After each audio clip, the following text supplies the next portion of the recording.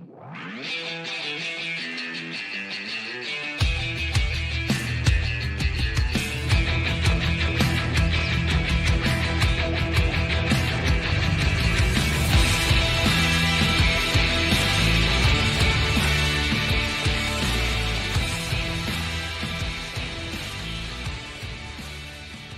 Carson Price for Tuesday, April 1st, 2025, April Fools. Coming to you from the Nation Network studio, built by Arbor Lee, and this here at the historic Wall Center, of course, and this show a presentation of Bet365. Matt Sekeres alongside Blake Price, four-time Juno Award winner Mike Rogerson hitting switches and conducting things, and while he did not win a Juno on the weekend, his pupils did, so congratulations to the Rez kids. Juno Award winner 2025. Darren and Quentin, rap album of the year. Excellent. You were their teacher? I was Darren's teacher, yeah. Okay. Mostly an excellent student. Okay. Talented student. Great. What do you think he took best from you? Well, how to win a Juno, obviously. Not the rap skills. Obviously. Yeah. Got those under Really? I could have when you look sworn. at me, you think rap. You're mad stylings. You can't spit rhymes? Yeah. You don't have flow? Spit the mad flow. Anyways, Mike's won 4 Junos. His students have like he's got a tree now of those who have won. It's like Junos. Belichick of Junos. Absolutely. Yeah. We'll start today with the Surrey Mitsubishi poll question. Has Rogers done a good job with the NHL's national TV rights? These are, of course, Canadian rights. News on this file today, which we will get to in a moment. But first, Blake Price, what says you? A good job. We didn't say great job. So good job, yes. Yes, they have. I don't think they've split any atoms here. I don't think that they have redefined the space. But it's hardly a national embarrassment either. So I'll say yes, they did a good job. That is an awfully low bar, sir.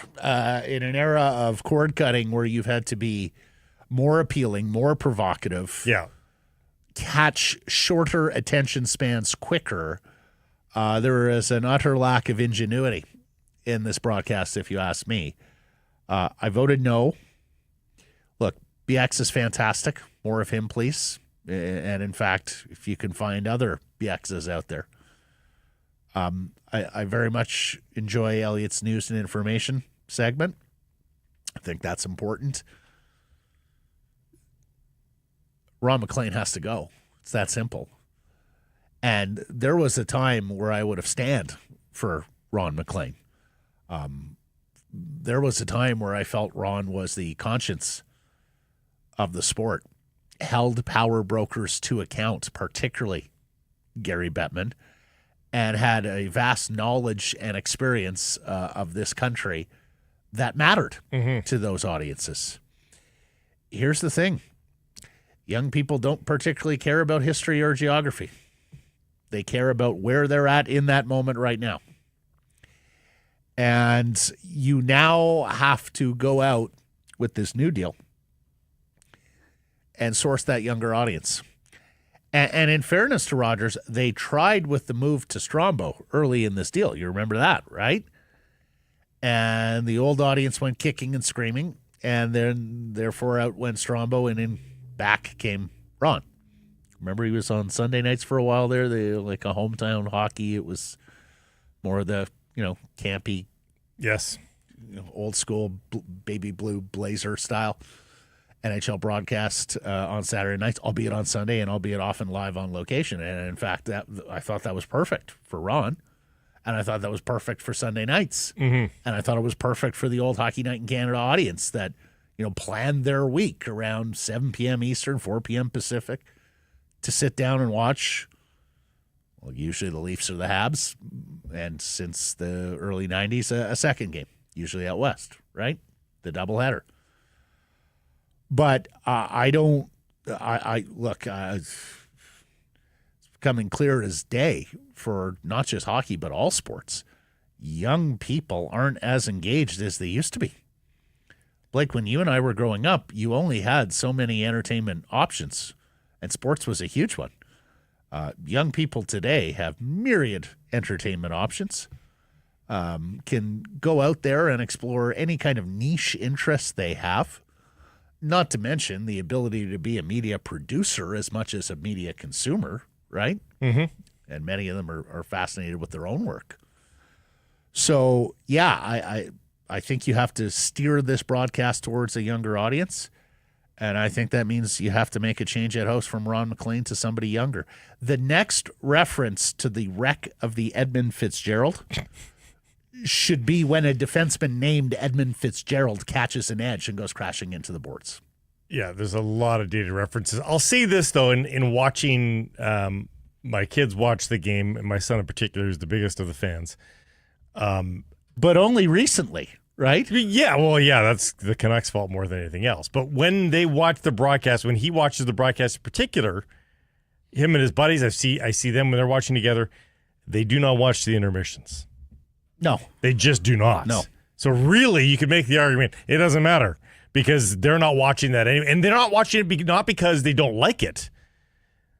I mean, I guess you could say they're not hooked in to watch the intermissions, but they'll go and crack beer, get food, whatever during the intermission. They just do not sit there and bunker down like we have traditionally and like an older audience does traditionally. Yeah. So whether or not you're competing for their eyes, can get those eyes, I don't know.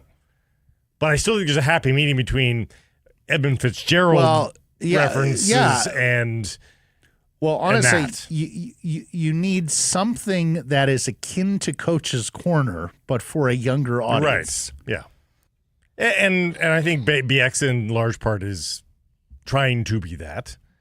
I think Amazon does a lot right, but I don't find myself watching intermissions, period, much anymore. I'll go and do something during the intermission. Amazon does two things much better than Rogers. Number one is the picture quality is amazing. Tremendous. And look, Rogers has some limitations in terms of its delivery of picture quality on the cable side of things. Mm-hmm. And John Shannon will educate us on this later in the show. But also, Amazon gives it an event-like feel, and it's probably easier for Amazon to do that as a new shooter on the block with one game a week on a Monday. But the announcer-less warm-up, where you can just sit there and watch Macklin Celebrini juggling pucks, going through in his routine and whatnot, and create whatever storyline you want, because there's no announcer sitting there telling you how you should perceive those images, is exceptional. We used to say, when I worked in newspapers, we used to say, take people to the places they don't normally get and tell those stories. And Amazon has done that with the announcer-less warm-up.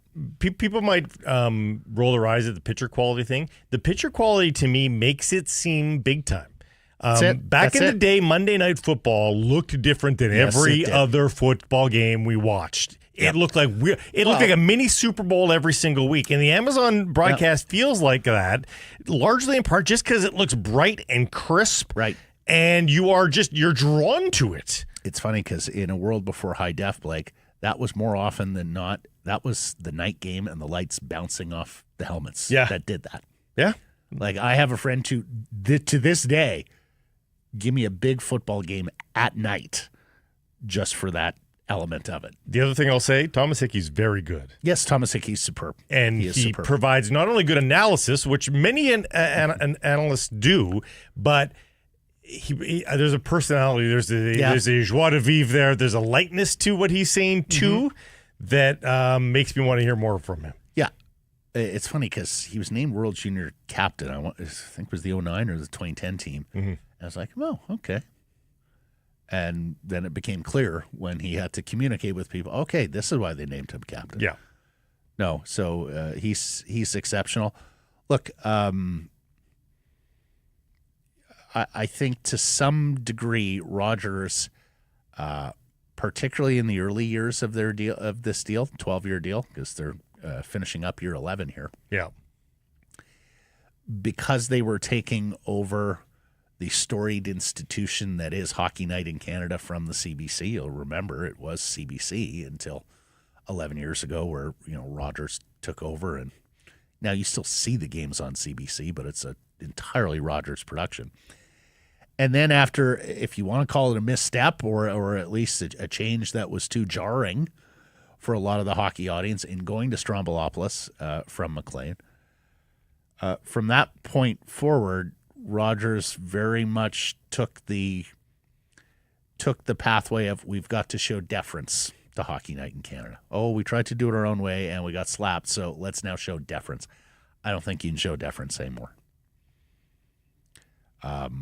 I don't think your target audience anymore, Blake, is people our age or older, or people who remembered Baby Blue Blazers or Coach's Corner or a lot of the things that made Hockey Night in Canada an institution on Saturday nights.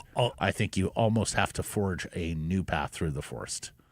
And that's daunting. I don't envy the people who have to do this and make these decisions, but when you take a look at where cord cutting is and what you're going to have to do to keep new audiences engaged with your product, especially when you have so many games on throughout the week, right? Like it's lost its special, unique status that it once had. Hockey Night in Canada. That's one of the criticisms levied by Steve Simmons of the Toronto Sun in a scathing review of this deal. And one thing that's interesting, I found in that article, was he's got a source that says that they are flabbergasted by this deal. An NHL source, not an industry source, an NHL source, league source, that says, I know for a fact, this was the quote, I know for a fact they weren't pleased by the product. Who wasn't that pleased? The league was not. Well, look. And they went right back there. So I would say a couple things on that. Number one, I don't think anyone is going to 100% please Gary because he's a control freak and he doesn't have 100% control on this. Number two, I don't think Bell was there. So, Gary may not have loved how Rogers has done it, but with the absence of a bidder, stalking horse, someone who's willing to go to the same lengths that Rogers is going, I'm not sure he had any choice on the Canadian national rights. And I think people... And it's probably not done here either because, as our friend Jonas Siegel, and Mike will just skip down here, our friend Jonas Siegel notes from the YYZ Sports Media blog and podcast, the economics of this Rogers deal make no sense in the current media world. There's no way they can recoup their costs unless they are reselling significant portions of the games. Yeah, and they've already had a devil of a time getting the big priced sponsors to step up. The ones that take up the biggest chunks of the debt, the cost of signing up to a massive deal like that.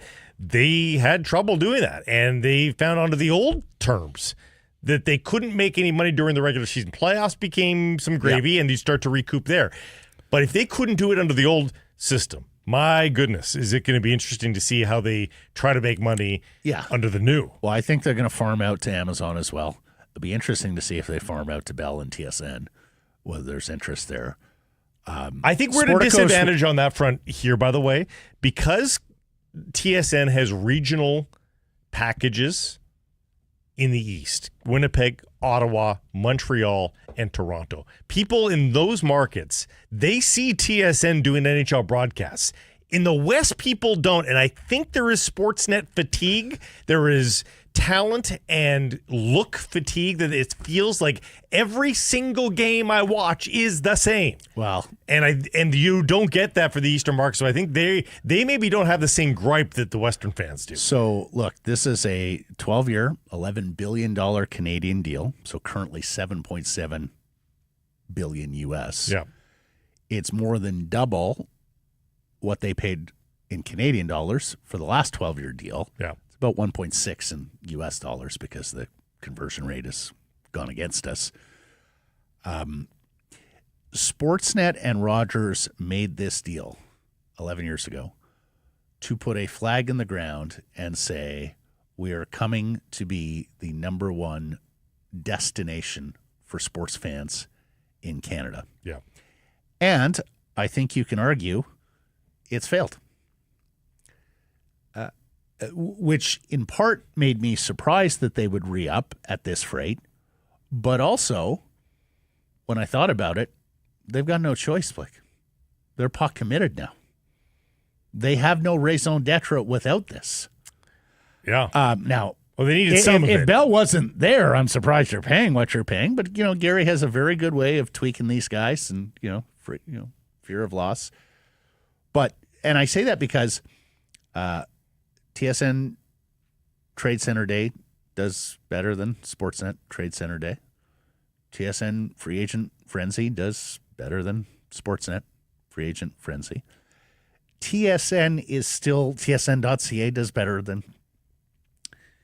TSN is still the go-to source for news and information for Canadian hockey fans. It just is. Yeah.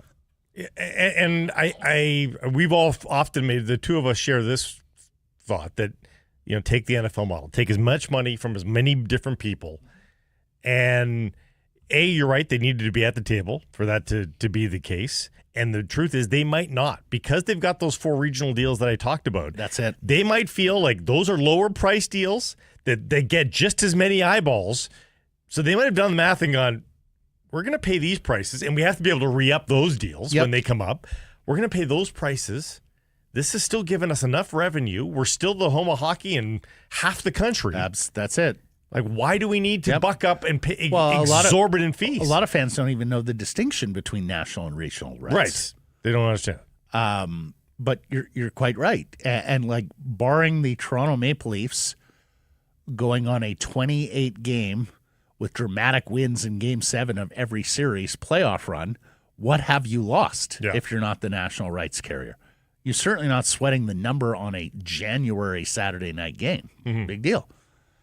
Because I think that's what the last 11 years have taught TSN and Bell Media, Blake. And we were at one point on the inside of this and saw it happening.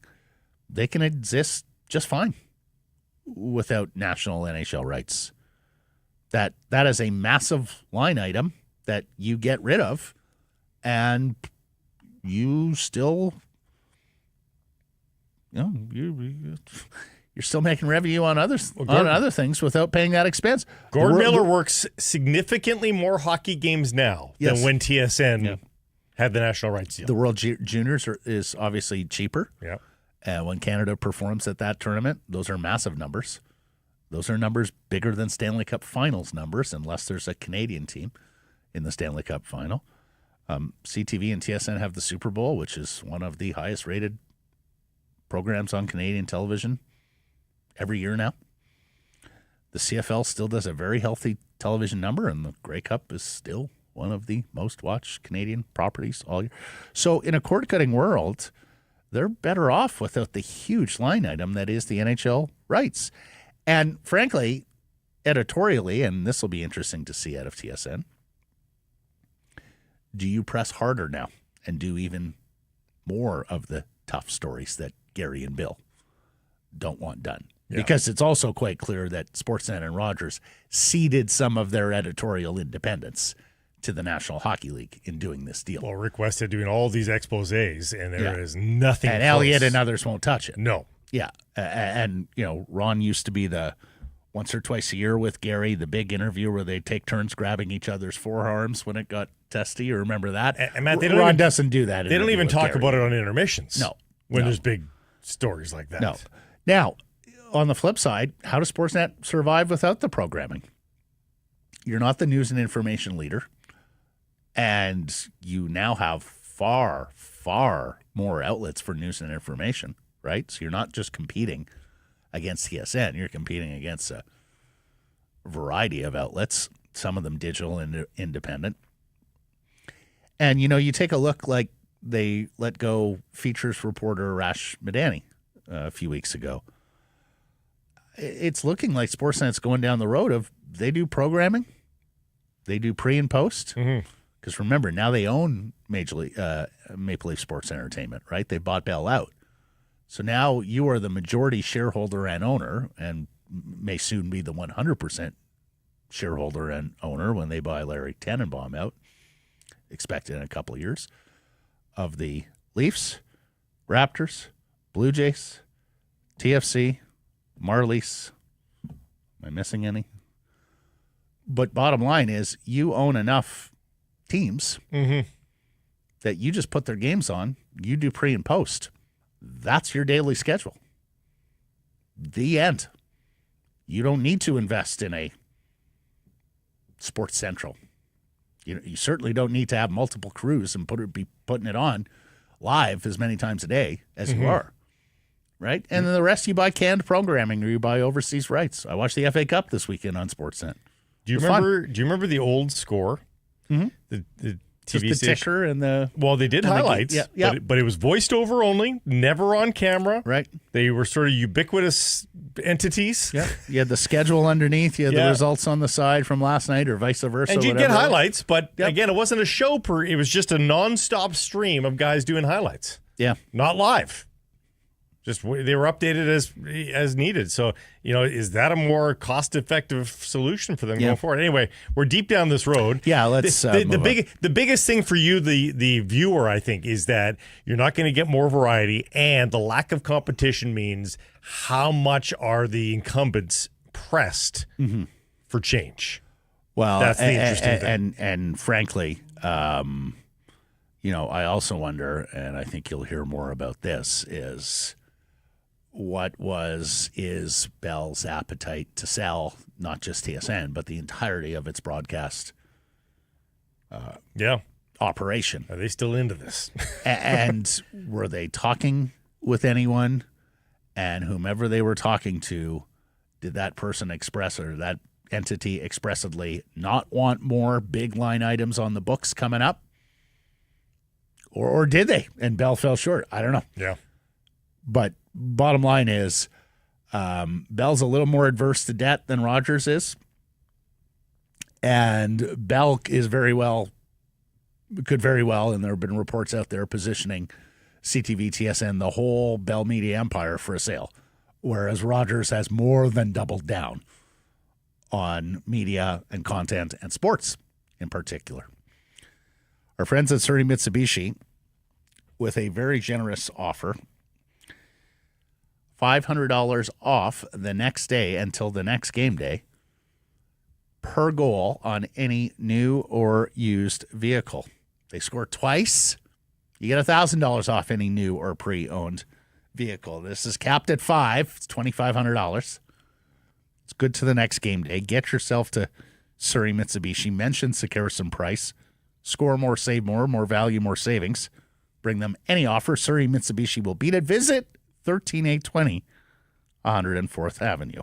We ragged the puck just enough there that we got the Canucks onto the practice. That's what I was doing, Blake. Yes. I wanted to make sure we did a good, healthy 20 minutes on the future of hockey on television so that we saw everything that's happening at Vancouver. We saw the Canuck practice time. We're like, that's a really inconvenient time for us to but be that's starting. What they usually do. Yeah. What's up at practice? Talk to me. Just to stick it to us. Is it our top story brought to you by Hello? Sure. Let's make it. Canucks got onto the ice. Nils Höglander. We wondered how many of the injured guys are back. Nils Höglander is back on the ice with the Canucks. He's wearing a non-contact red jersey. No sign of Filipino or Elias Pettersson EP40. That's too bad. So yeah, of all of the parachuted in players that you would be hoping for, you'd probably be hoping for center. And it doesn't look like that's going to be the case. No. Well, the good news here is at least they don't play today. They play tomorrow. Mm-hmm. So Nils Höglander has 24 hours to get himself out of a non-contact and into a contact. We'll see if Coach Tocchet has anything further to say about that after practice. But I think that pretty much discounts Filipino or Elias Pettersson from playing Wednesday against the Seattle Kraken. Double day off again, remember, after this game. So there's another practice in there for sure. Oh, at least one. And we'll see what happens between now and Saturday against the Anaheim Ducks. Höglander skated as the 13th. He did not join line rushes as you would expect. So right now it doesn't sound like he's playing tomorrow either. No. Usually Tocchet is a practice how you play guy. I do think there'd be allowance for a player of Höglander coming back into the lineup. I mean, if he's healthy and ready to go, I think he's playing tomorrow. God knows you need the goals, and he's got a 20-plus goal season in the NHL. But, sounds like he has to make some significant improvement to be an option tomorrow, whereas PD and Chytil would be big surprises. More of the same when it comes to the rest of the lines as well. No big surprises there at all. So that's the way it's going. Yellow Dog has got the High Five Hazy IPA 4-packs. Tall cans on special for the month of April. Said to buy while the getting's good. Well, the getting's really good. The High Fives. Look for it on sale at private and government liquor stores because when the sun comes out, I start to head towards the hazies. Yes. They're a lot of fun. Crisp. In case you're wondering, I'm fighting a hell of a cold here, so my voice sounds as it does.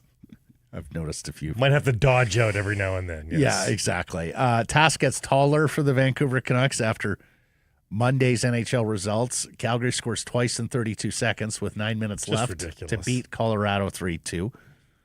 Minnesota ties the game with 2:08 left to force overtime, get a point. Ultimately, a 3-2 shootout loss to New Jersey. So, and Mike will bring up the standings And here. Calgary has been very good, by the way, at these last seconds. Yeah, they have. That's not the sole domain of the Vancouver Canucks, who did 3 straight games inside of 5 minutes. Vancouver 6 back of St. Louis, but now must leapfrog Calgary as well, who moves past them by 1 with a game in hand. 7 back of Minnesota with a game in hand and a head-to-head still against the Wild April 12th at Rogers, but you got to win a lot of games between now and then to make that head-to-head meaningful. Mike, keep it up. Keep it up. I will allow. I will gatekeep this until then. But if the Blues lose Tuesday, Thursday, and the Canucks win tomorrow, I will allow prayers and optimism. Oh. It's not likely. It's still not going to happen. Thank you, dear leader. But I will allow the rays of sunlight to shine back down on this market if those 3 things occur. Sorry, what 3 things have to occur? Blues losses on Tuesday and Thursday in regulation. Well, and let's start with victory. 1. They've won 9 in a row. That's what I'm saying. There's a lot needs to And a happen. Canuck victory. I mean, if I got a say in the matter, and apparently I don't. No, you're not. I would say a Blues loss tonight and Canucks win tomorrow, and we're at least going to talk about it as a possibility. St. Louis at home versus the Detroit Red Wings tonight. Calgary's in action too. They're at Utah, so they got to go back-to-back. Now, if you're looking for silver linings here for the Canucks, you could argue that Detroit is still in a playoff race in the East, and really it's getting down to must-win time for the Detroit Red Wings. They are 3 back of a playoff spot, but with 3 teams to jump, Columbus, the Rangers, and the Montreal Canadiens. They have games in hand against one team. Others have a game in hand against them. But pretty much Detroit has to win here tonight. And then, the flip side, you could also, and it's stretching, that Utah must win tonight against Calgary if they want to stay in it. Now, a lot of us have already discounted the Utah Hockey Club. They're 3 shy of the Vancouver Canucks in the same amount of games. But that's not how the Utah Hockey Club looks at it. No. The Utah Hockey Club and any hockey club out there will tell you until we're mathematically eliminated, we are going to put our best foot forward. And so if you were to get a win from Utah tonight, then Calgary's just 1 ahead of Vancouver in the same number of games played. You get that loss from Detroit. Yeah, the Blues are still 6 up, but you've got 2 in hand. Ghost of a chance. I'm a Rush fan. Ghost of a chance. You at the very least, coaches in particular want their star players, in the case of Utah, the Dylan Guenthers of the world, who haven't played meaningful games in the National Hockey League. Well, playoff games. What's that? He's played meaningful games in the NHL, just not playoff games. Well, no, the games at the beginning of the year are meaningful. I'll stand by it. Hasn't played meaningful games in the NHL. Oh my gosh, so harsh. They want them to play these games. As much as their backs are against the wall and that wall is hanging over a cliff. What did Alvin say they last want them year? to play. This is part of learning. Yeah. You got to go in the Stanley Cup playoffs and have to fight tooth and nail and play your third string goaltender and play the two best players in the world and go through all the ebbs, flows, ups, downs, learn the lessons of what it takes to win the Stanley Cup. And you do have to, go with some level of logic of this. The Blues were right beside all of these teams in the standings 9 games ago. If they're capable of winning That's 9, right. Are you not capable of winning 5 in a row? And at that point, win the 5 in a row and see where you're at. Probably not this lineup, but I hear you. No, I'm saying all Theoretically, these teams, it's possible. Calgary, Utah, and one of these teams you would think is capable of winning 4 or 5 in a row and then seeing where they're at that point. Yeah.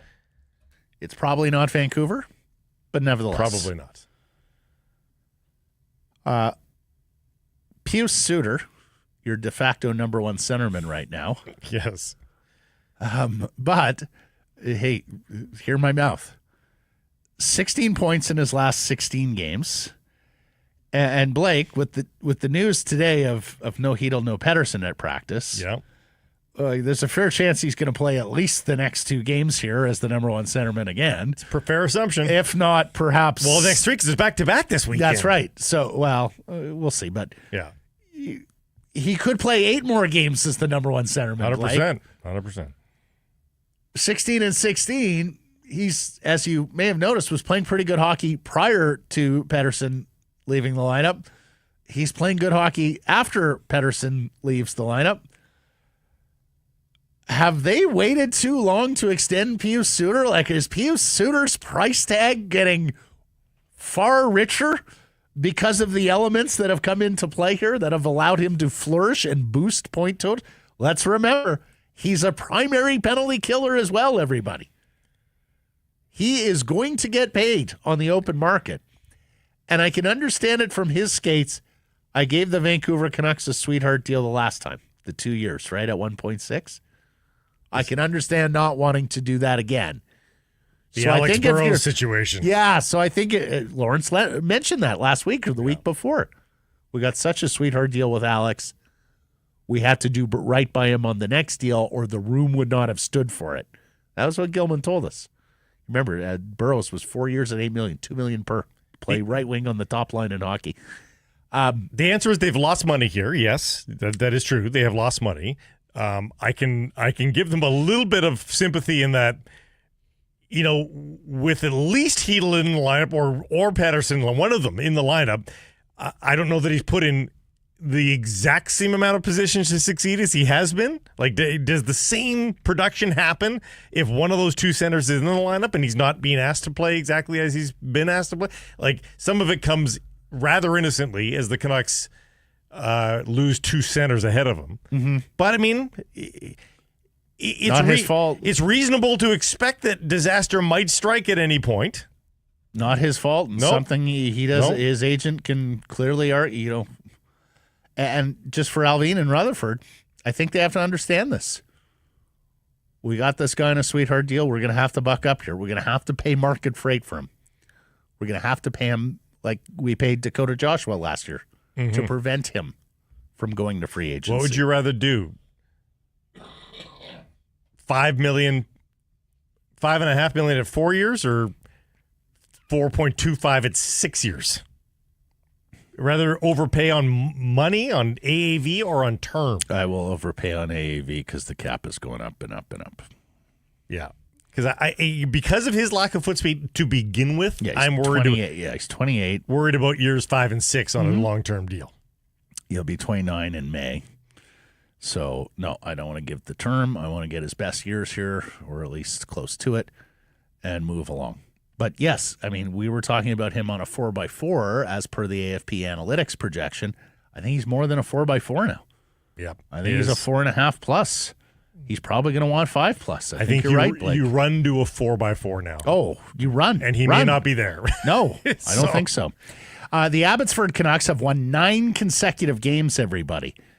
5-1 wins over San Jose over the weekend. They're heading into Bakersfield today and San Diego tomorrow. They are tied for 3rd place in the AHL Pacific Division with Coachella Valley. They're 3 back of 2nd place Ontario with a game in hand. and they're now 4 clear of the San Jose Barracudas for 5th place. So they got 4 home games left on the regular season schedule, but there's a fair chance here they're going to play some at home in the playoffs, the Calder Cup playoffs. Jujhar Khaira has made a big difference since being acquired from Syracuse. You know who else has been playing well down there? Nathan Smith. Well, and Sammy Blais, too, who took forever to get going after they signed. People thought he was going to be a Vancouver Canuck, Sammy Blais, and he never played well enough until recently. So these veteran guys have really stepped up. I was just going to say double-edged sword a little bit because you're happy to see your farm team do well, but when it's on the backs of guys who, are not going to be NHLers for you. Now, these kids that are up now with Vancouver were down there at the start of this hot streak. So, the young guys did contribute, but now it does seem to be the veterans more than anything. Yeah. Speaking of prospects, Lucas Forsell, a Canucks draftee in 2021, his Färjestad team was eliminated from the SHL playoffs. Now, he was at one point he looked like he could be a guy for them. A couple of years back, he is very much stagnated. He had just 9 points in 56 games this year. The Canucks have to make a decision on him and defenseman Hugo Gabrielsson, who has 26 points in 46 games in Sweden's 2nd division this year, by June 1st. Jackson Kuntz was the other player, drafted player, who was coming up to either sign him or relinquish his rights this spring. We know the Canucks have brought Kuntz in on a AHL deal. So it's these 2 Swedes, and whether or not the Canucks have any interest in signing them. Forsell was a 7th rounder at the 2021 NHL entry draft, and Gabrielsson was a 6th rounder in that same draft in 2021, the COVID Klimovich draft. Speaking of Swedes, did you see the Penguins put Emil Bemstrom on waivers yesterday? He is cleared. Oh, the ship has sailed, but there was a time. Right shot, 25-year-old center. I thought, he's better than a point per game in the AHL this season, but he did not do much for Pittsburgh. Is that the kid who got made Columbus really young as quite a surprise, and people are like, "Oh, Torts loves him," and there he is, and he had 20 points in 56 10 games, goals in 56 as games. a very young player in the NHL. He was 20. And then just stagnated from there. Nothing really developed. But I saw right shot center, and I remember the name from the draft and the fact that he turned some heads early on. I thought, what has he done since? And the answer is in the National Hockey League, not much. He is a quad A player because he's very good at the AHL level, but it just does not translate. Let's get to today's menu. It's brought to you by Greta. And we've got the big watch party coming up April 10th at Greta. That's 50 West Cordova. It's presented by Fountain Tire. Vancouver has a big one in Colorado. Canucks Army will be there. Rink-wide Vancouver. Blake and I. Doors at 5. Game at 6. Come watch the game, eat great food, play in the awesome arcade, exciting giveaways, 50-50 draw, and support a Kids Sport Vancouver. GA tickets, $10. You can snag a VIP experience. That's $40. It includes a burger, a beer, and a game card. Must be 19 plus. Secure your spot now. Go to nationgear.ca for tickets. We've got Cam Robinson and John Shannon coming up, both on the flickering hopes of the Vancouver Canucks. A little bit of pointing forward with both of them. And John, of course, on the Big Rogers TV extension. This is his wheelhouse. Cam's going to tell us whether or not there's a huge difference between the 16th and 12th pick in the draft this year, because that's roughly where the Canucks are looking. Bet365, bets of the day, and we're both on the Whitecaps here. So you take them through the Whitecaps tomorrow, Champions Cup quarterfinal action. And by the way, go to the game. Do me the favor. Go to the game. Give the Mexican side a little bit of an atmosphere to play in. Remember, they win this 2-legged match with Pumas. There's a good chance they play Lionel Messi and Inter Miami in a match that he will most certainly play at BC Place. Semifinals of a I sure trophy. hope so. He would most certainly play. Now, I'll do the updates here. You got to hope that you get the first match of those two, though, right? That's right. Go down to Miami, lose 3-0. Guess what? He ain't coming. Right. Yes. I hear what you're saying. Now, injury news, as we want to make sure we're betting informed. No Gauld.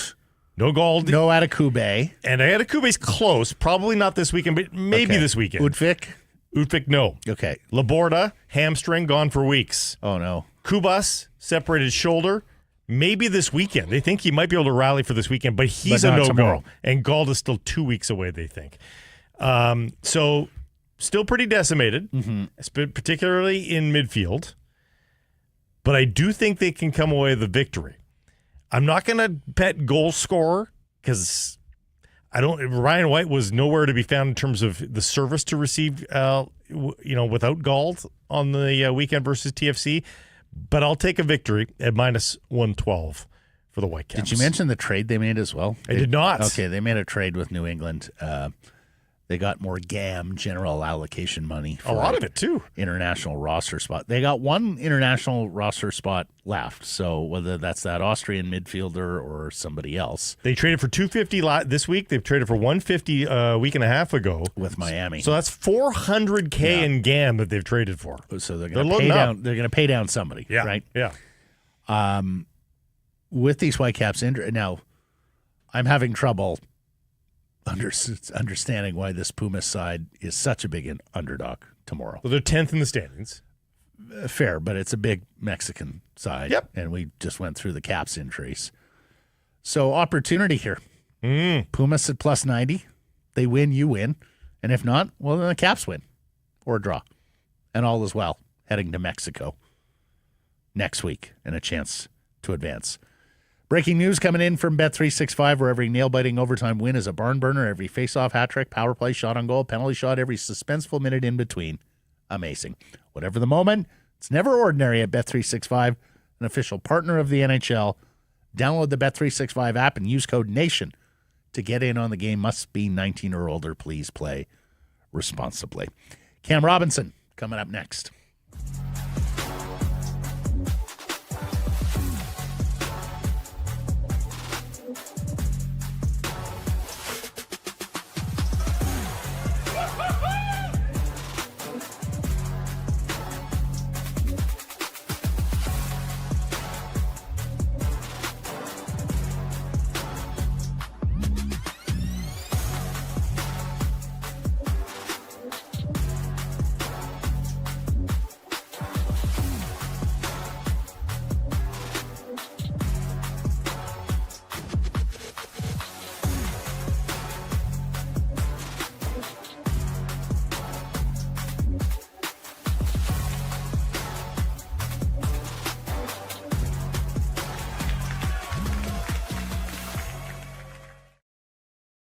There's some price from the historic Wall Center. Hey, listen, everybody knows the pain of getting onto the highway, and it's a parking lot, and you're not going anywhere. And then you look over to your left, and one lane is moving. It's the HOV lane. And boy, do they seem comfortable, especially if they're driving a Toyota BZ4X. This is the latest installment to the Toyota electric lineup, and I tell you have to drive it to believe it. I've been behind the wheel of this thing. It is a boatload of fun, so check it out at your nearest Pacific Toyota dealer and find out what all the buzz is about. Fabulous cockpit, tons of room in the back for all the gear that you need, but it drives... dare I say it, like a sports car. A lot of fun. You can get it with up to $6,500 in rebates and incentives. You can finance it at 3.29% APR for 36 months.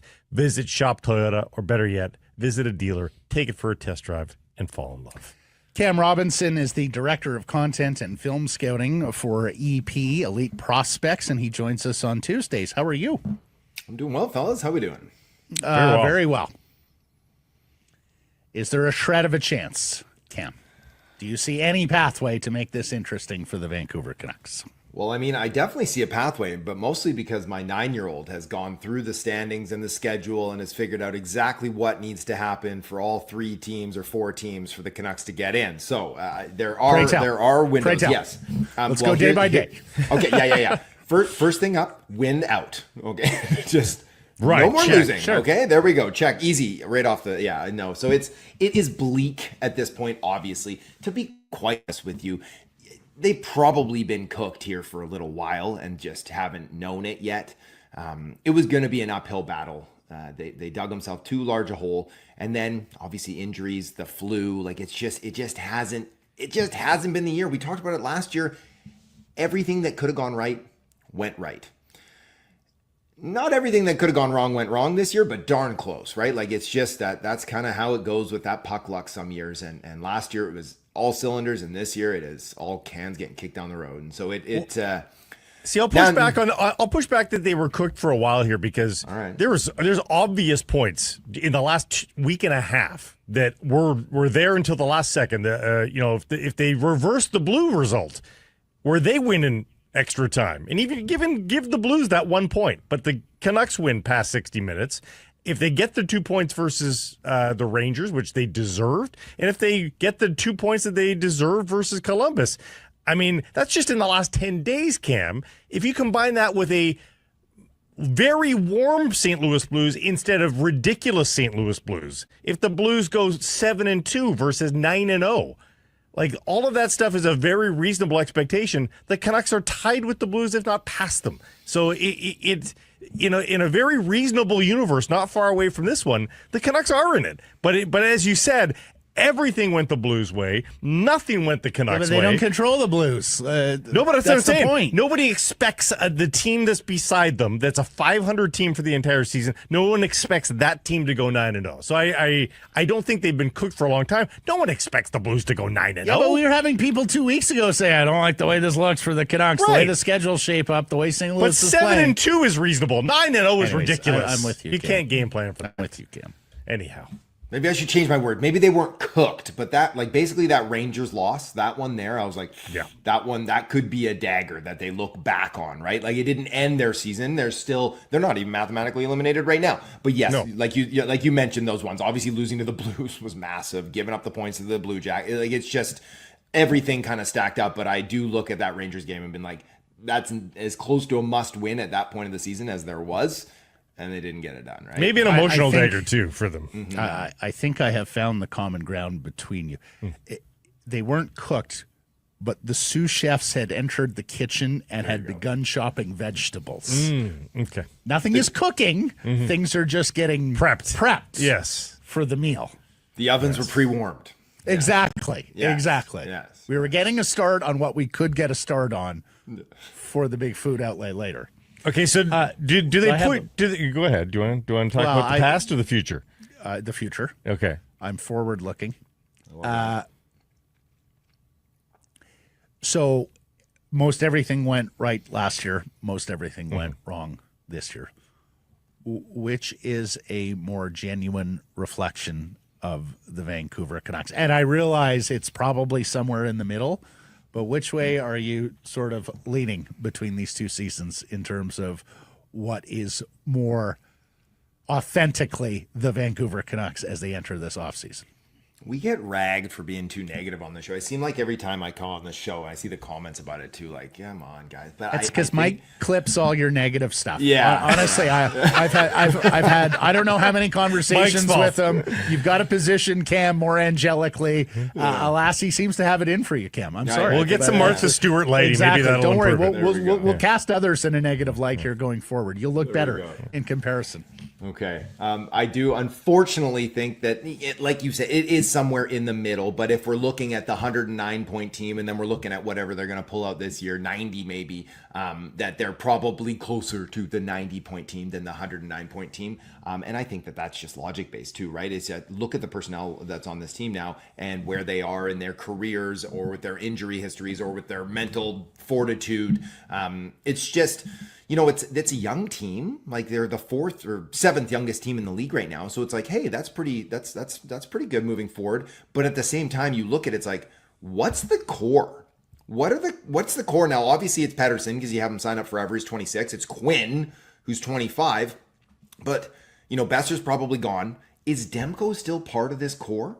Is he? Like, I mean, he could be, but I'm not sure. DeBrusque isn't a Porter. Like, for my money, they have one core forward on this lineup, and he just ripped off 15 goals and 45 points as the 5th highest player in the league. Like, that is not boding well for the future of this club. To get back to that lofty stage of like, hey, maybe we could push into a Western Conference final. So it's like, this is going to be a highly entertaining offseason, because I have a feeling that, like I've said it before, all roads lead to keeping Quinn happy. And that means going out and making big win now moves this summer to convince him to stick around, because summer 2026 is when you're going to find out, is Quinn sticking around long term? You're going to get a real good indication from him and his agent there on whether he's looking to extend and stick around long term or not. And so this is kind of like put up or shut up time now.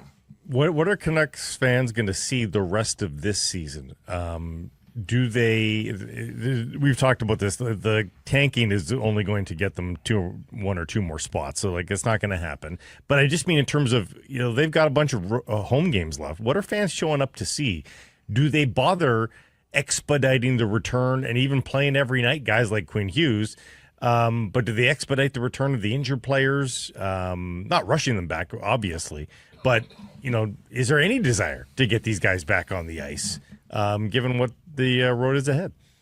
I think so. I think so. I think if they're trending to get back, you don't just sit him for the last 3 or 4 just because he can. I think especially for a guy like Pettersson, where it's like you want him to go into the offseason with some positivity. So if he could, come back and score a couple goals before the end of the year or something like that, even Hoglander, like get him back into the lineup and see if he can get some juice going, right? Maybe that's even like a showcase. Like, hey, he was playing really well, he got injured, now he's back, and now look at this, we finished with a couple goals in a few games here. So I do think, and it's a Rick Tocchet team. He's going to have them ready. They're going to play for pride. These guys are competitors. Quinn Hughes is an immense competitor as a captain. He's going to be the leader up there for them. So I do expect them to play out the string and play it hard. Maybe not 30 minutes for Quinn though, huh? No, and I would be smart with how I handled him. But again, right, like he wants to play 30 minutes. And as long as he's healthy, I mean, run him out there. But if he's not, yeah, sure, let's slide him back a little bit. But I do think that fans can expect to show up and the team should play hard. I don't know if it's going to equate to points, but they probably will, so that they don't get those extra spots in the draft to slide up and maybe miss out on like a guy that I really like, a pick ahead or something. Hey, since we're talking that, Cam, like, is there much of a difference between player 16 and player 12 in this draft? Not really. No, I mean, it's going to be the everyone's boards are going to look so different. Is that, yeah, maybe you might you'll probably like the player that went 12 more than the guy you're getting at 16, but it's not night and day by any means. Like, there's a really big drop off in this class at around 5, and then another one probably even like not even that far away from it, like 8 or 9, maybe 10 sort of thing. And then it's like, now we're into that kind of, hey, let's take a chance on a guy that maybe has upside but has these warts because he's too small, or maybe he's not super fast, or he's whatever. Yeah. How do you feel about Cameron Schmidt, this Vancouver Giants winger? I mean, I like him as a player. He's a lot of fun. It's interesting. We have our scouting meetings coming up, and like I'm a bit on an island with Cameron Schmidt, is that we as a group really, really like him, but I myself am a realist, and I see a guy who's under 5'8", that it's like they just don't. He's not special enough in my opinion to be like, here he's going to break the mold and he's going to be like a Cole Caulfield and flirt with 40 goals or something like that. He's very, very talented. He's very skilled. He has hard skill to his game. And if he was 5'9", even 5'10", I'd be like, this kid's probably a top 10 pick. But for my money, he's like, pick him in the 20s and roll the dice and see if you can get lucky. The one bright side to the so negative to these likely dead games the rest of the way is they're not going to have any reticence in playing some of the younger players. And we've already had the sneak peek by need with all the injuries to see Carlson impressed with, especially with his net front presence. We've seen Aturatu, of course, start to blossom a little bit. And, of course, each and every night, it seems, DPD is showing what he's got. How much more of that do you expect to see? Do you expect to see any other new names? And does it give you pause when you think about how the Canucks might go about getting a new center next year? Probably one of these guys is going to have to go. Who are you making sure that is still a Canuck next year, rather than who do you think is expendable? And they've got to have some value, obviously, too.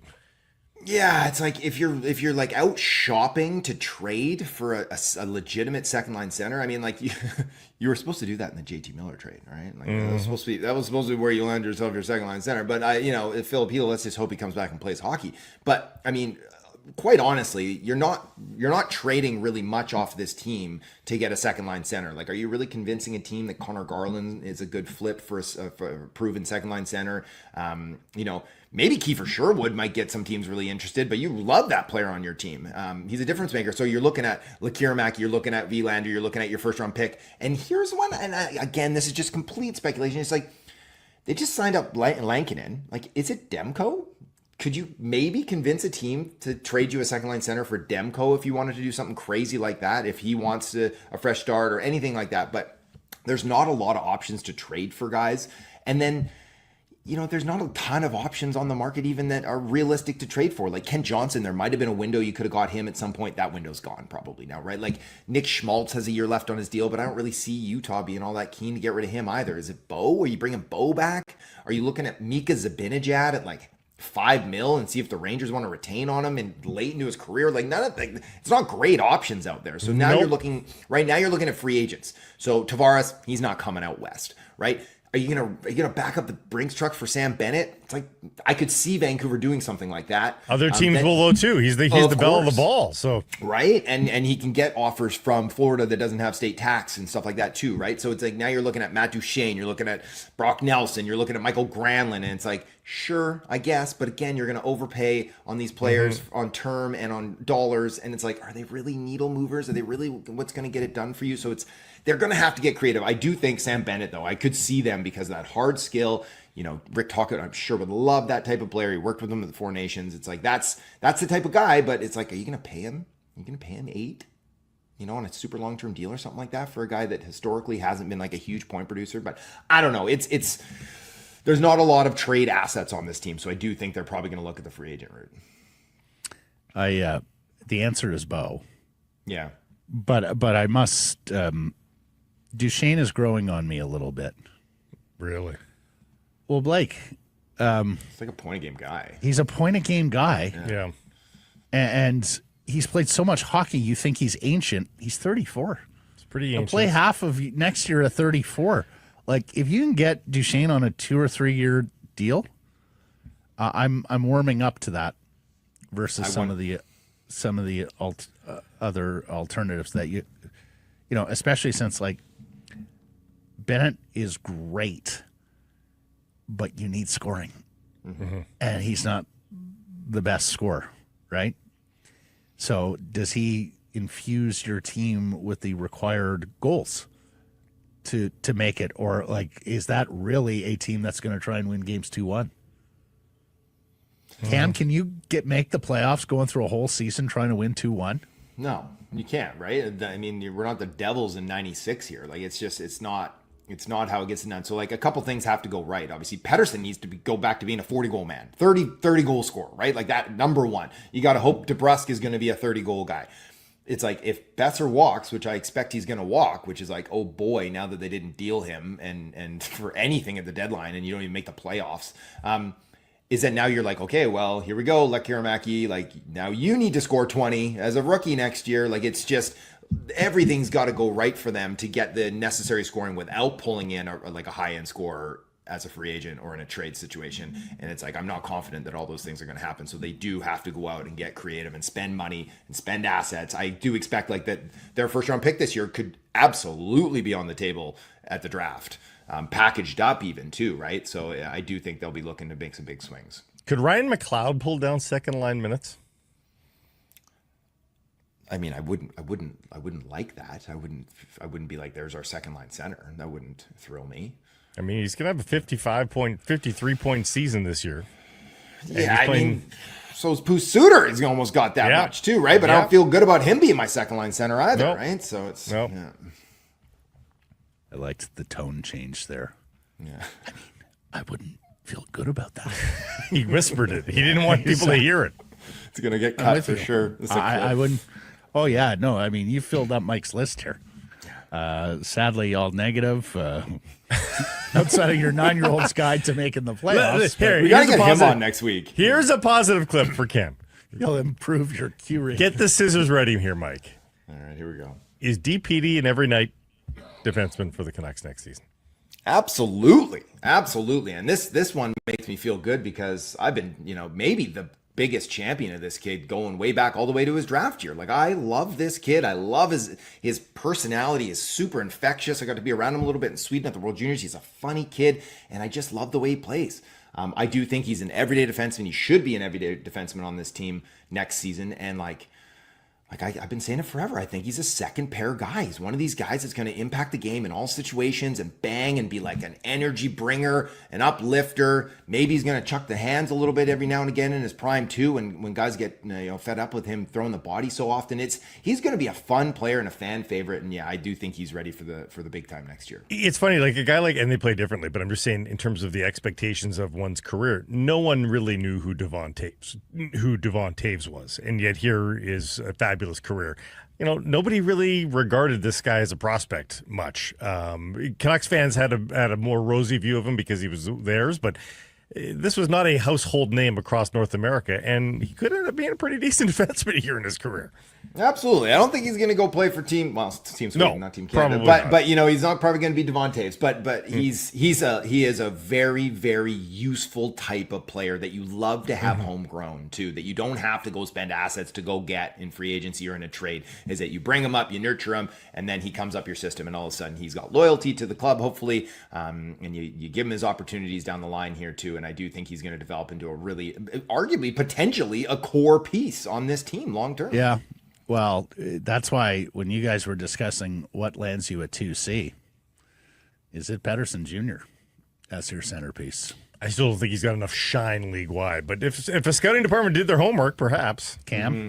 I don't think he'd get you a 2C, but I think that teams are noticing him. I think teams are definitely taking note of what this player could be, but they'll want to try to take him for cheap, right? Or if they have an asset that they're trying to get rid of, like a Mika Zibanejad or something like that, right? I'm sure you could get that guy who could fill in as a 2C for you, but you're not thrilled about it long term, and then you're giving up futures with him, with Pettersson.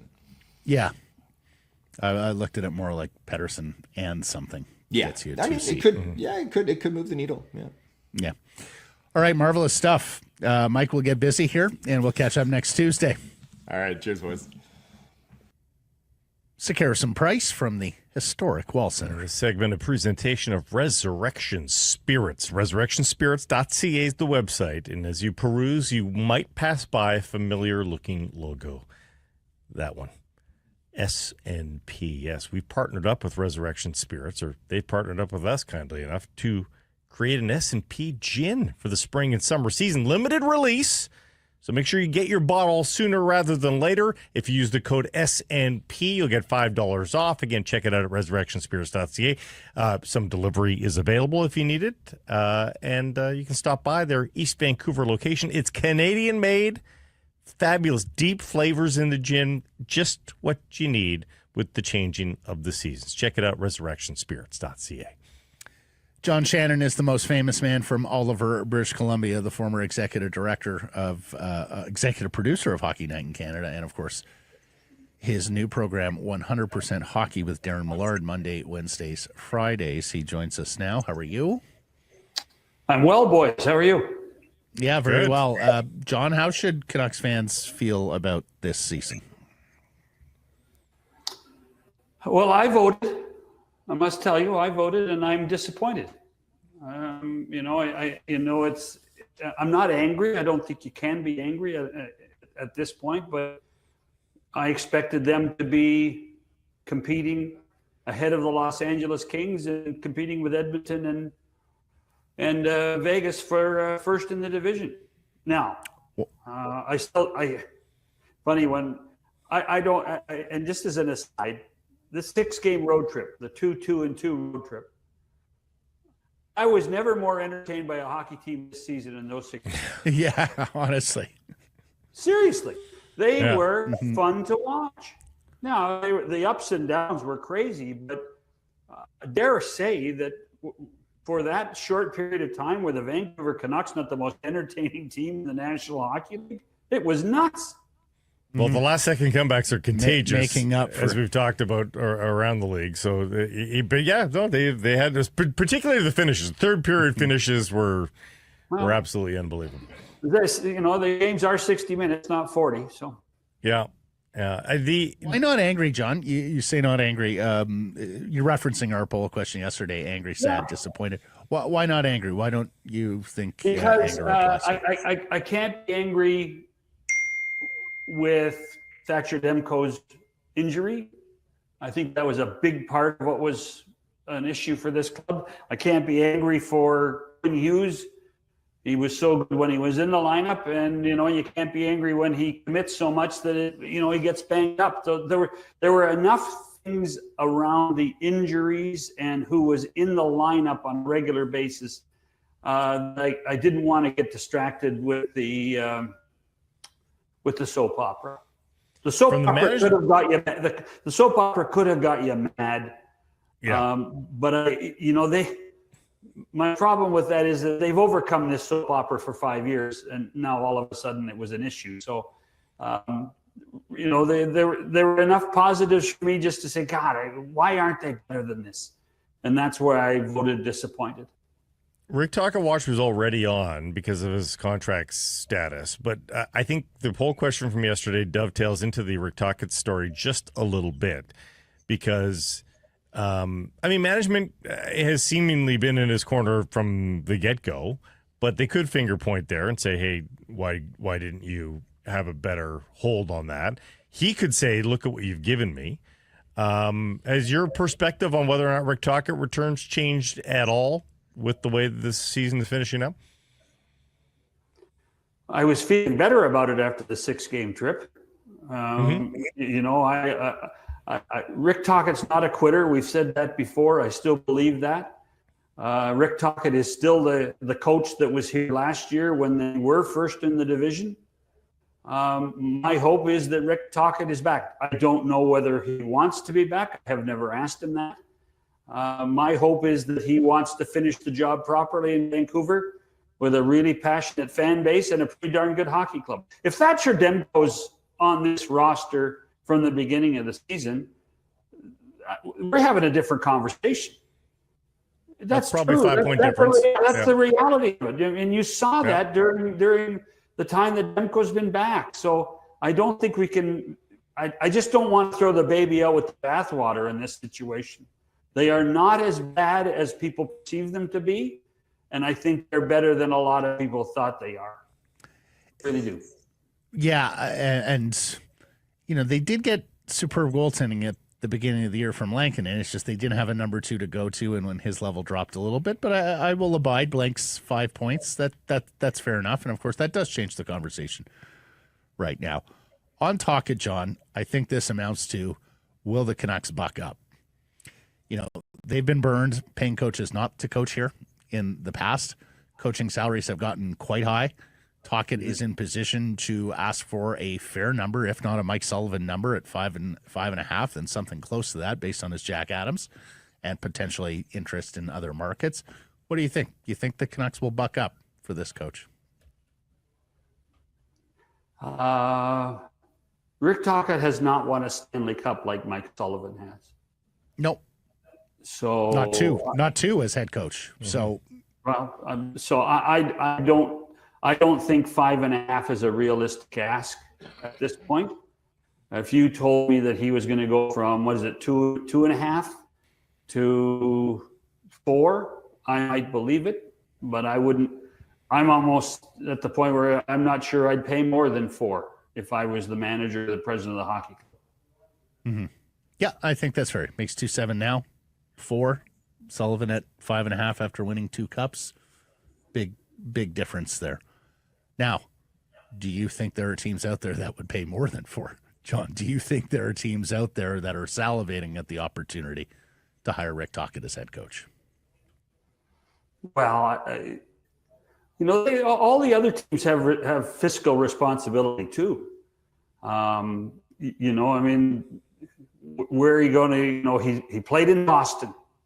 Does he make sense in Boston based on what's happened there? Does he make sense, obviously, in Philadelphia for his playing time there? I think the list could be longer than that too. You know, there's a good chance that there are going to be more changes amongst the coaching world in the off season with some disappointments. Now, some of them have already happened, like in Detroit. But I think that list is not as short as people would expect it to be. We'll just have to wait and see until at the end of the regular season and the end of the playoffs. Yeah, Chicago, Philly, Boston right now on interims looking for a new coach. Where else is your eye casting on that? What other jobs do you think, John?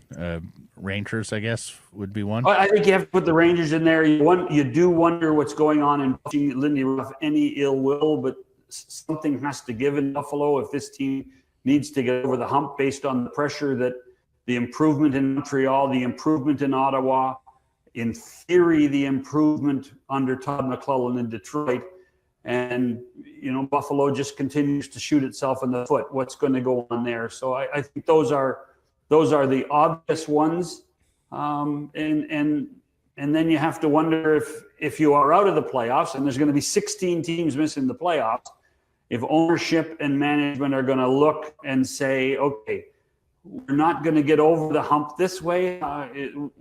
What are we going to do to change? And the most obvious place to do that is the coach. So you take a look at those 16 teams when the dust settles on the 17th of April, and we'll have another discussion. I think I'm probably a year premature on this, but given what Manny Malhotra has done at the AHL level this season, is he a shooting star in the ranks? As it feels like the league is turning over, tilling the soil on coaching candidates a little bit and finding some new ones here of late. Well, you know what? Copycat league, Blake. And then it's so bad that the phrase copycat league has now become a copycat thing. So it's really bad. But if you look at Spencer Carberry's done and his pedigree, where he came out of, you look at Ryan Warsofsky, who has been given the job in San Jose. Young coaches, both of them are under 40. So you have to wonder where David Carl fits into that, the University of Denver. Manny, listen, I have the utmost respect for Manny on so many levels, who was able to even resurrect his playing career at one point after we thought he was going to be a bust.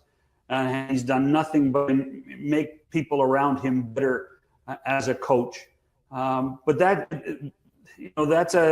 that's a slope that only certain teams can manage at this point. Some people want credibility. I mean, the best example of this was the New York Rangers when they fired Gerard Gallant. Ownership there said, we want a big name. We need a big name. They had Chris Knobloch sitting in their system in Hartford for 5 years, and he wouldn't get a sniff at the head coaching job with the Rangers, and they hired Peter Laviolette instead. So it's all dependent on the attitude of the organization, whether they think it's important to make a splash or it's important to create a process of building an organization in a certain manner. Washington and San Jose are obviously think one way, and other teams think another way.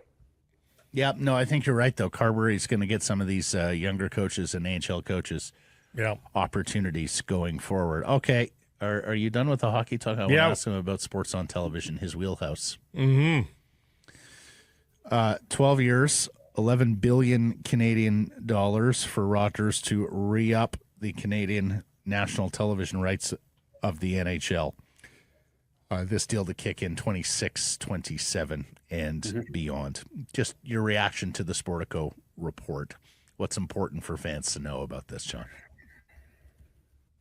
Well, it's fascinating to think that Rogers, when the dust settles, and long after I'm retired and finished, that Rogers will have had 24 consecutive years of being the national rights holder in our country. That's a huge investment to the game. We still are not sure, I don't think, Matt, in anything that I've read in the last 24 hours, of what the 11 billion Canadian dollars entails. Is it, lock, stock, and barrel? Is it streaming rights? What is it? Is it English and French? where does one of the secret partners, is not necessarily a secret, one of the quiet partners that Rogers had when they bought the deal the last time was TVA. Of the $5.2 billion today, the French language network paid approximately $1.2 billion over that 12 years. So where do they fit into all of this?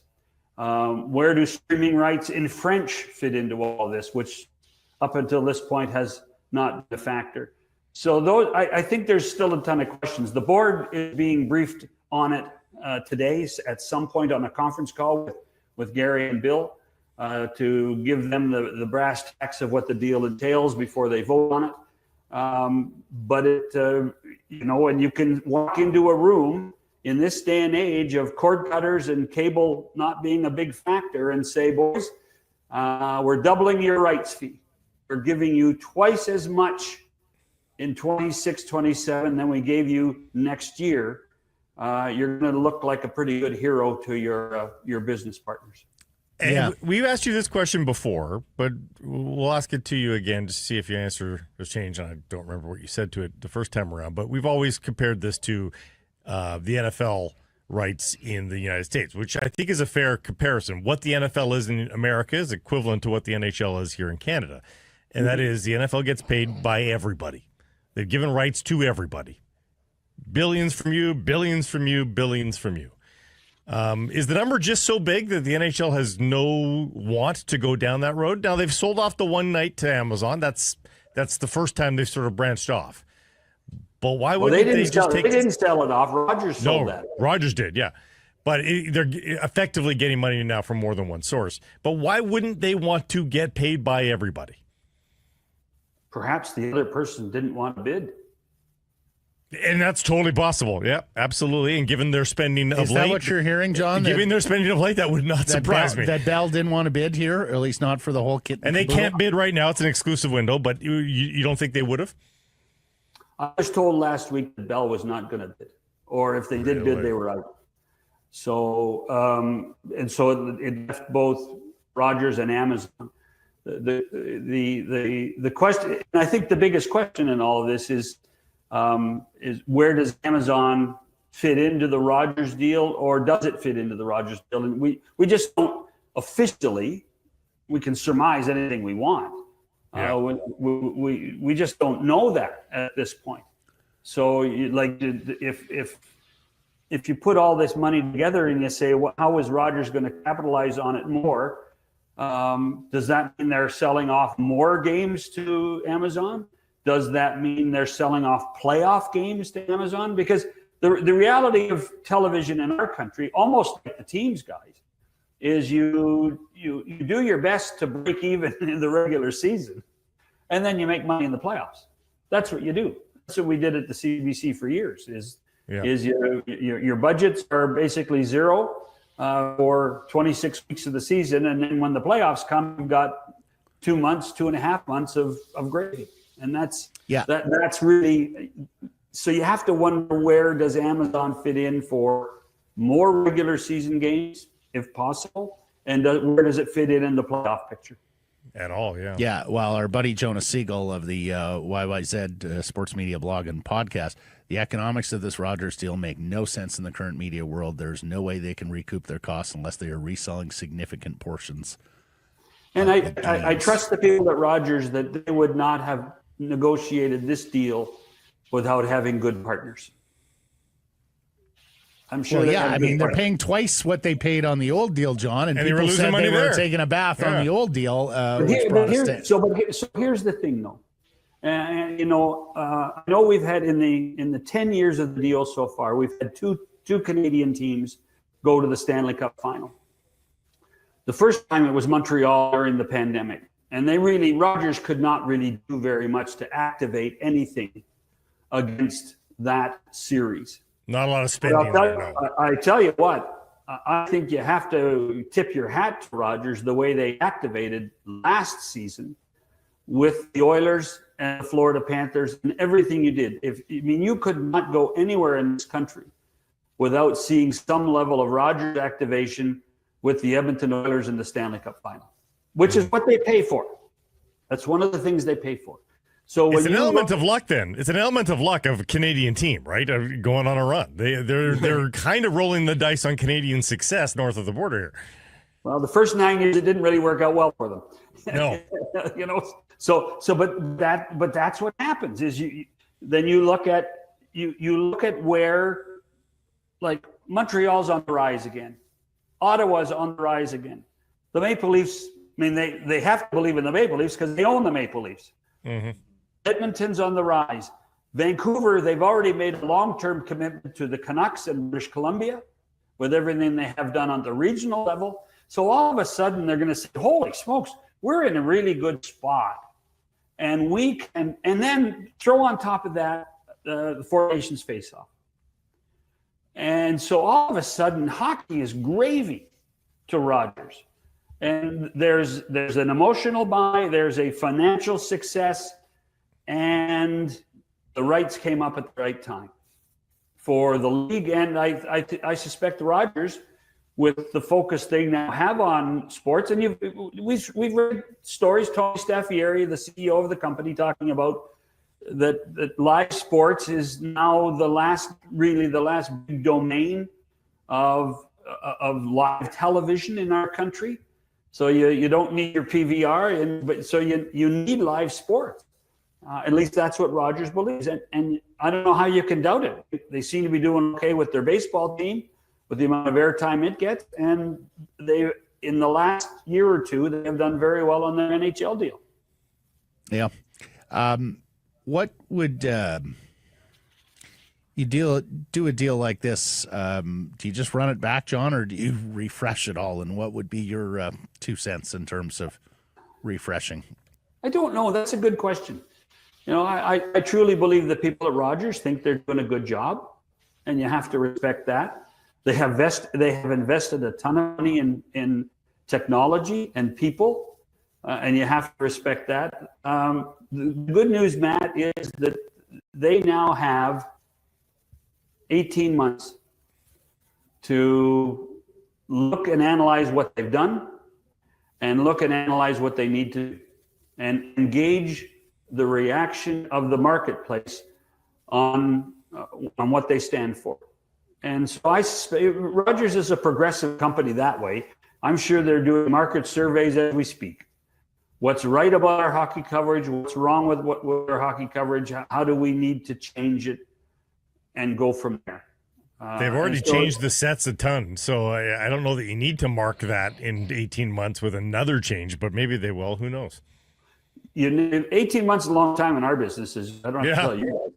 So, but I would think that they will work closely with the league and saying, okay, how are we going to refresh this? Particularly, I think, because and I saw your notes on social media, Matt.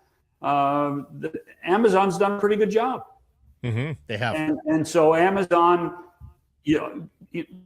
things always work better when there's some level of competition. Totally. And so you can only hope that, and again, we haven't seen the contract. We don't know what the deal looks like.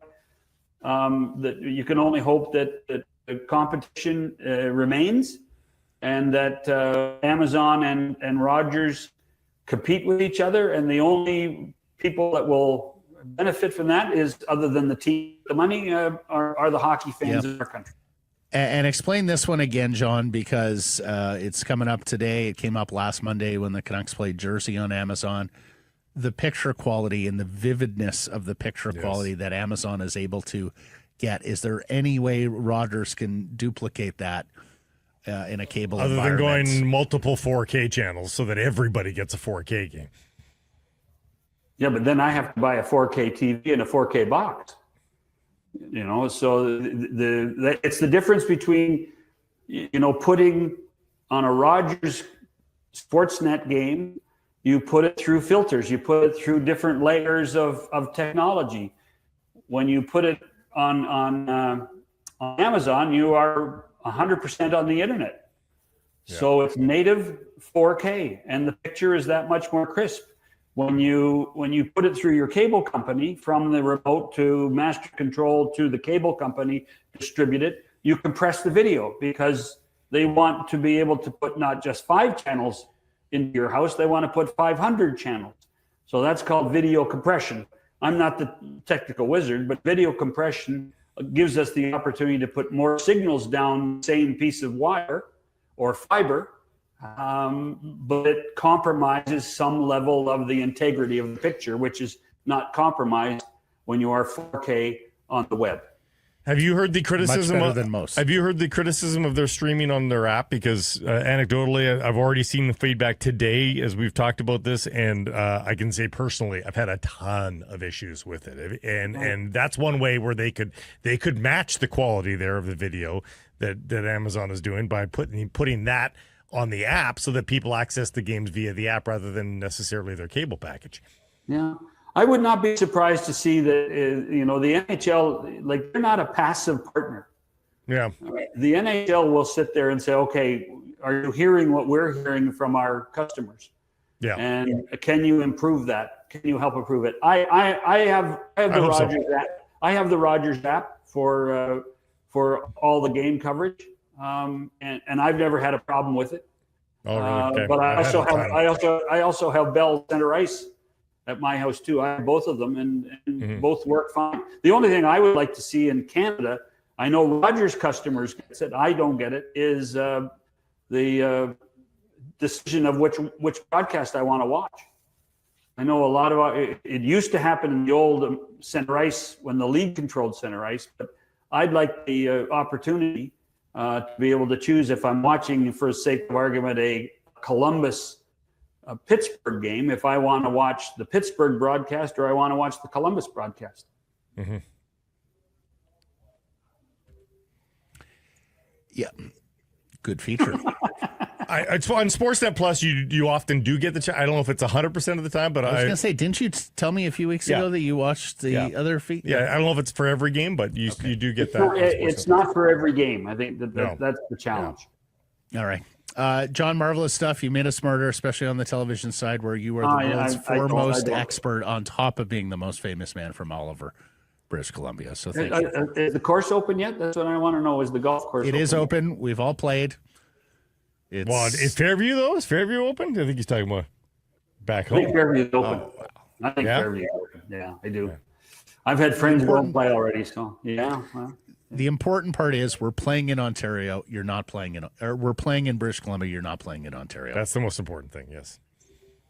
Thank you very much for that. As you know, I've decided whether to put my snowblower away or not yet. So there's one more storm coming, baby. There's one more storm coming. Well, there always is. Yeah, there always is. April 10th. You're through it. April 10th. March goes out like a lamb or a lion, and yet still there's one more. Yeah. Thanks, John. Cheers. Harrison Price from the historic Wall Center, where you turn game night into a game weekend. Book your stay here at the Wall and enjoy an exclusive Harrison Price rate. Call 604-331-1000. Mention us. Some blackout dates apply based on availability. What's your favorite quality of diamond and brilliance and all that sort of thing? What's the... I would need to be educated. Right. You don't experts know. At Ben Moss. You don't know. I don't know. I know what looks good. That's about it. And even then, I'm probably wrong on that. Customer satisfaction is what they do at Ben Moss. You probably aren't a diamond expert either. So head into Ben Moss, where they take pride in customer satisfaction and making sure that you feel good about what you bought. So head to one of their 5 locations in BC: Abbotsford, Victoria, Chilliwack, Willowbrook, and Langley. Coquitlam Center, Canadian-owned and operated, a history dating back more than 100 years. For more information, check out benmoss.com. Ben Moss, for the love of jewelry.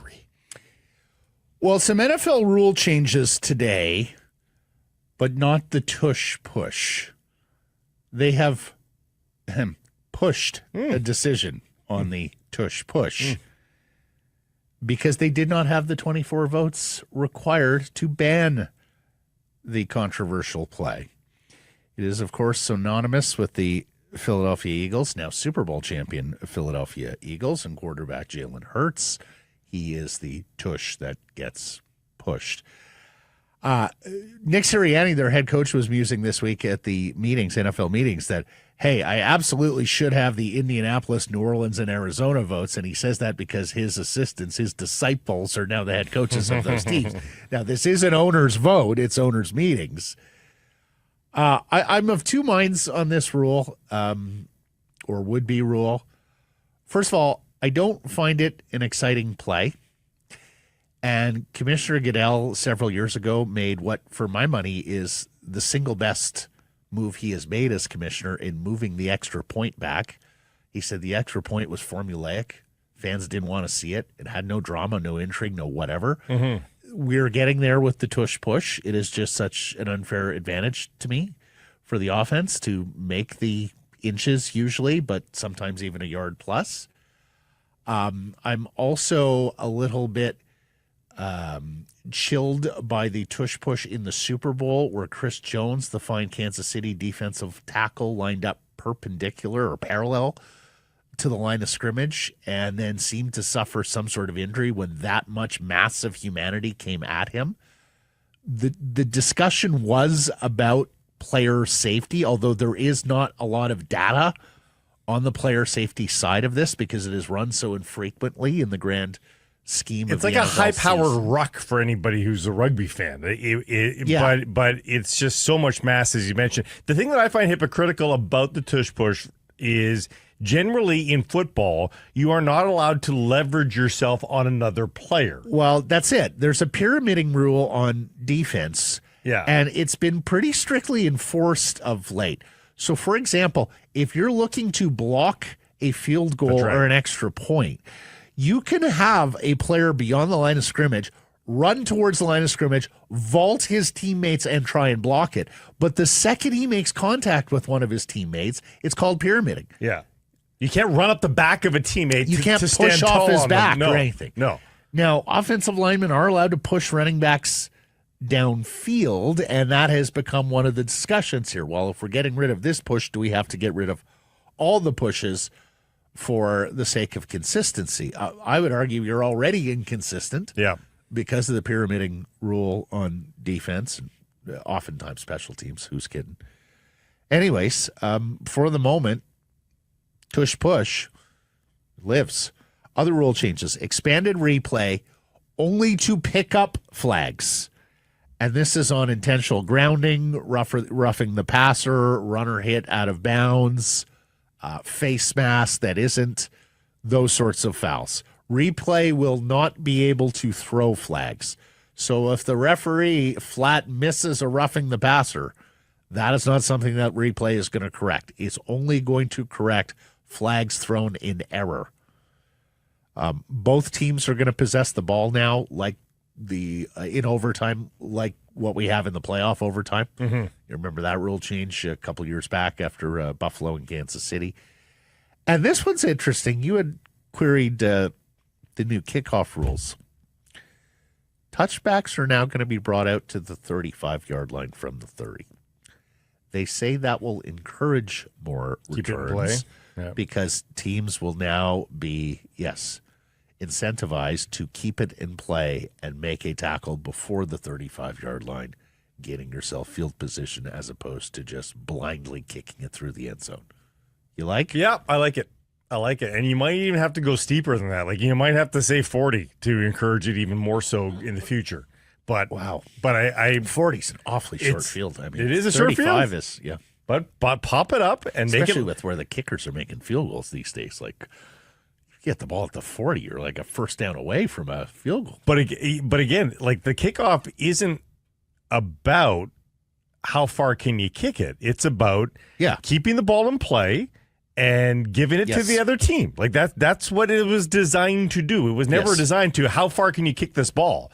So, and let's face it, in previous decades, kickers couldn't routinely kick it, into row J of the end zone. I mean, now the legs are just so. Now it's more like a punt. Like it should be more like a punt of you want to hem them in. Right. So the best way to hem them in is to float a kickoff to the 5-yard line with height, and let them run back. Yeah. No, I like it. Yeah, so do I. Rejected rule changes. The Detroit Lions proposed eliminating the automatic first down on both defensive holding and illegal contact on a receiver. Both are 5-yard penalties. And again, consistency, like defensive offside is a 5-yard penalty. It's not an automatic first down. Right. Should it not jive? Well, it was rejected.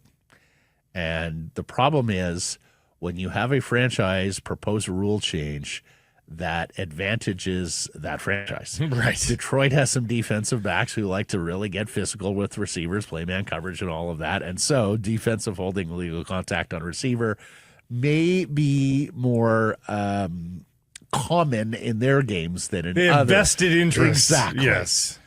Lastly, John Schneider, Seahawks GM, spoke this week. He said, look, they're basically now waiting for offensive linemen to get cut by other teams. They think there will be superior quality in those players than what is left, the remnants of free agency, and frankly, what was there in free agency to a large extent to begin with for interior offensive lines. So as Captain Greg Bell notes at the Tacoma Tribune, they reserve cap room into the summer for this reason, the Seahawks do. And the NFL is now allowing the alternate uniform 4 times per year. Yeah. And the Hawks are asking their fans about those sweet 80s throwbacks that we The love. Bosworth. With the silver Yes, helmets yeah. and the royal blue. Gorgeous. I mean, Yes. Vote those in. I mean, they would. 12s. They're so far down the road on their, I don't know what you even call the regular blue. It's like a gray blue, steel blue, whatever you want to call it. They're not going to switch back to the aquas or whatever. Royal. Royal, is that what it is? Well, the old ones are royal. Are they not royal? I don't think they're as dark as royal. I think they're brighter than that. Anyhow, whatever it is. I'm going to look Find this out what up they right officially call it. Yes. To me, it's a no-brainer. You go 4 times. Like, they were received so well. Yes.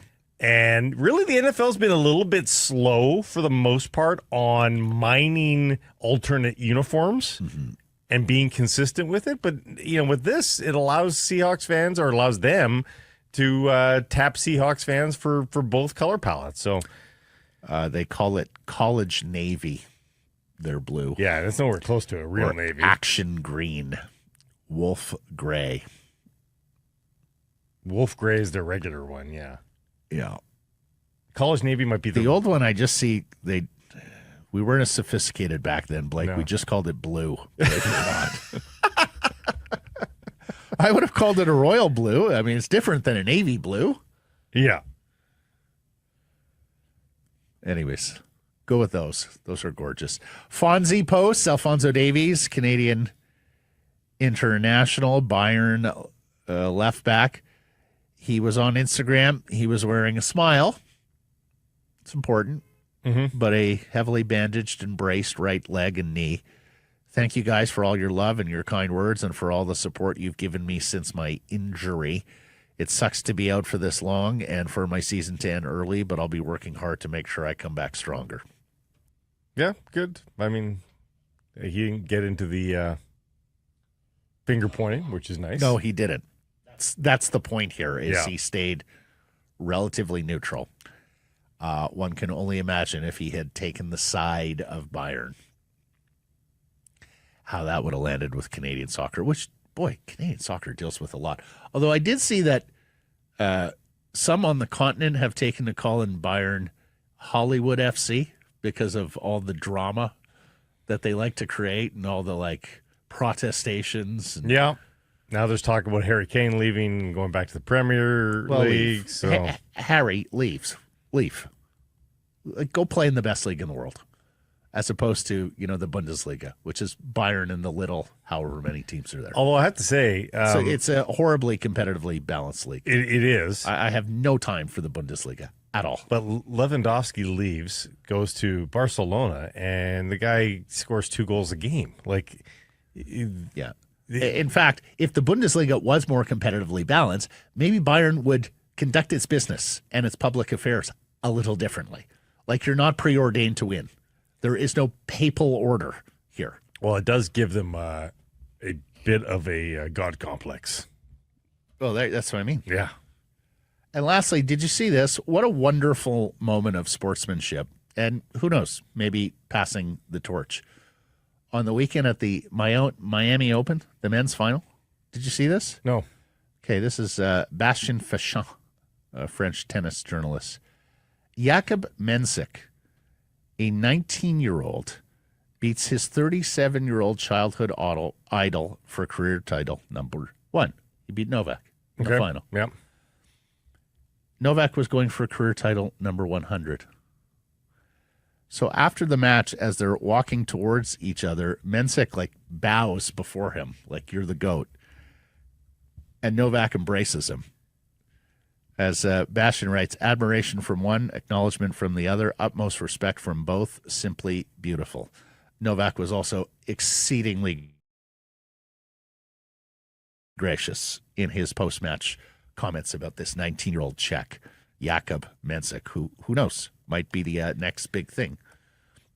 Well, they're eventually Novak's going to slow down. He hasn't shown many signs of it yet, but although there's been enough. Yeah. There's been enough losses recently. He's joked about it a little himself. Yeah. That, I think the end is nigh here for the 37-year-old. I do think he'll get his 100th title somewhere, though. Yeah. Oh, yeah. It'll happen. Lastly, Surrey Mitsubishi poll question. I shouldn't say that. We got errors and omissions. And I'm on it. But Surrey Mitsubishi poll question results. What sums up your feelings on the Canucks season? Sad, angry, disappointed. What did the people say? People said disappointed. Yes, percentage. It's the easiest. 65. 73. Sad got 15, just shy. Angry got 13. Basketball, Phil. Disappointed in the players' maturity level. Some fans will blame injuries down the stretch, but there were far too many games where their best players on the team didn't show up for a variety of reasons, mostly immaturity issues. Colton, angry. Year after year after year. Same thing, no improvement except a one-off. Dave, an all too familiar disappointment. Here's the other thing. We saw tons of comments saying apathy. And I suppose we need a refresher on the definition of the word apathy. Because if you're writing in to complain about the Canucks season, to a poll question about the Canucks season, you are not, in fact, apathetic. If you were apathetic, you would just move right along. Yeah. But I am amazed. Like, we saw. Love you. Love that you responded. I understand what you're trying to say, but I'm here to tell you, Maddie gives you the real.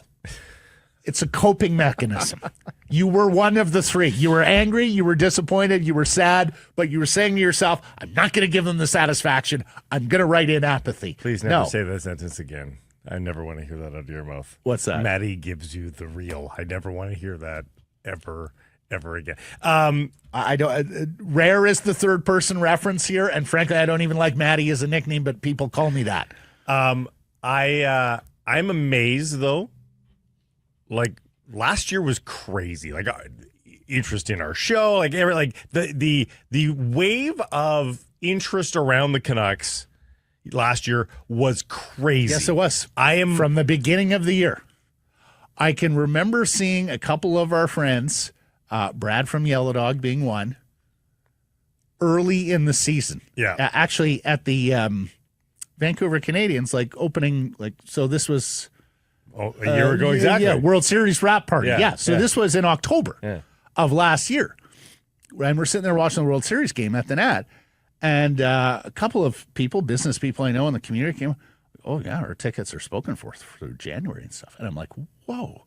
Yeah. Like, what a turnaround. Even the Tuesday nights versus Columbus, they're like, even the Tuesday nights versus Columbus. This market was so thirsty for winning hockey at the beginning of last year. But it was even more than I would have predicted at any point in the season. Like, right up to the moment that we were in it, it was bigger than I expected. This year, we've got a lot of metrics on this ourselves. I'm shocked at how people started to tune out in the second or third week of March. I was surprised that they did not have a carryover bump from their playoff run. I mean, they lost Game 7 on home ice and got a standing ovation. I thought there would have been a fair bit of that carried over into October, November, but it was a very lukewarm reception coming back. Attendance all season? Despite what people thought was a good summer, right? Yeah. We know better now, but at the time, people were like, they really beefed up the wing or did their best to beef up. Seats available to every single game this year? Yeah. Like, I'm a little bit shocked. So... here's the thing, Blake. I think it would have picked up, but then they started losing a whole lot at home. Yeah. Yeah, you're right. It was terrible losses at home. Mm-hmm. Home record became a storyline and a significant one. And people were looking around going, do I want to spend this kind of money to watch them lose? Yeah, I think that's right. Errors and omissions from yesterday's program and beyond. Calling myself on a couple. One yesterday, I said the Frozen Four, Saturday, Boston University, Tom Wielander, Aidan Celebrini. It's not this Saturday. No. It's next Saturday. 10th, yeah. Why would they do that? You have no moment. I I guess to avoid the basketball. And to allow fans to get there, perhaps, because they don't know where their team is at. When you put the Frozen Four stands alone at a different locale, and Yeah. unlike basketball where people will show up to watch anybody's team, I think they depend on the fans. Right. And then last week I said the baby Canucks from San Jose to San Diego. They're actually in Bakersfield before they go to San Diego. And we know there's no way of knowing what happens at any game at Bakersfield. Right. Remember Condor could get on the ice flapping around. No, but remember the Vancouver Canucks played a game in Bakersfield, and that was the one game that nobody went to. There was no coverage. I thought that was Salt Lake City. No, there was no radio. There was no TV. It was the game that never That existed. didn't exist. Yeah. It's a vortex. Anything to self-report? Anything from the inbox? Anything from Yerky? We've no errors and omissions. No. Okay. No. Thanks for joining us, everybody. Appreciate you spending some time and connecting with the program. I'm sorry for that apathy rant. I'm a little sick. I've got a secondary ailment, so I'm a little cranky. And I might be cranky all week, actually. Oh, great.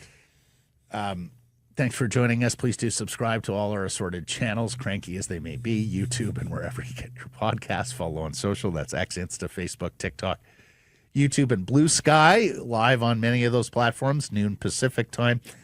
And please support the community sponsors you hear us telling you about. Keep it local and happy.